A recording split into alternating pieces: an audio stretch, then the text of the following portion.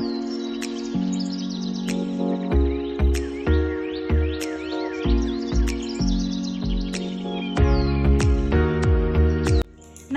जय जगन्नाथ मु लिप्सा आपण मानक स्वागत करूँ लिप्सा किचन चैनल को।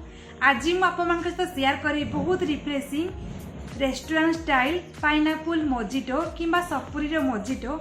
आशा करुँच आपण आज रेसिपी निश्चिंत पसंद आसो। तेज चलतु देखने आज रेसिपी। तो आमर सपुरी मोजिटो किंबा मॉकटेल मुझे हाफ नहीं सपुरी। तो प्रथम मुझे सपुरी चोपा को एमती साइड रू एमती काटी नहीं एवं तापरे मु तार बैक साइड रू भी एमती काटी नहीं तापरे तार साइड रू भी एमती हल्का एमती जस्ट काटी नहीं एवं तापरे ता सेंटर पर्सन रू भी काटिकी छोट छोट पीस करके 1 कप नहीं जाइए सपुरी एवं सेथिरे 2 चामच देइछि पानी। तापरे मु ताको ब्लेंड कर तो ब्लेंड कला परे मु ताको एमती स्ट्रेन कर नहीं।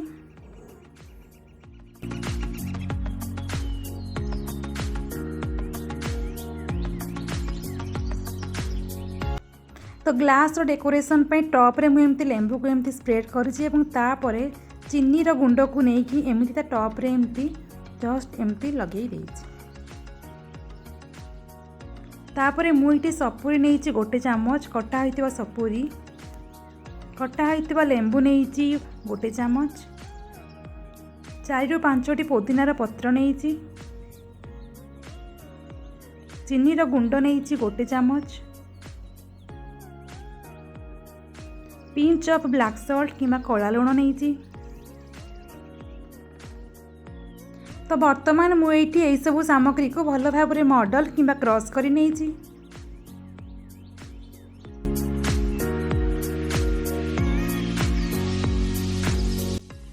तो वर्तमान मुझे किसी क्रॉस होइतिबा आइस क्यूब किंबा बरफ नहीं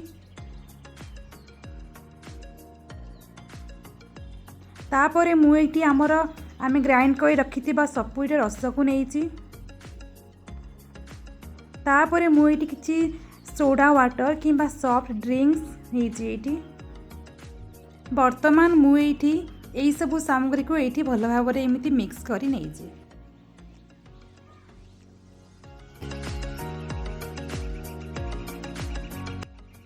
तो आमर ड्रिंक्स टॉप डेकोरेशन पे मुझे किसी लेंबूर स्लाइसेस नहीं सपुरी को एमती काटिकी एजेस रे एमती नहीं जाइए किसी पुदीनार पत्र नहीं टॉप डेकोरेशन पे।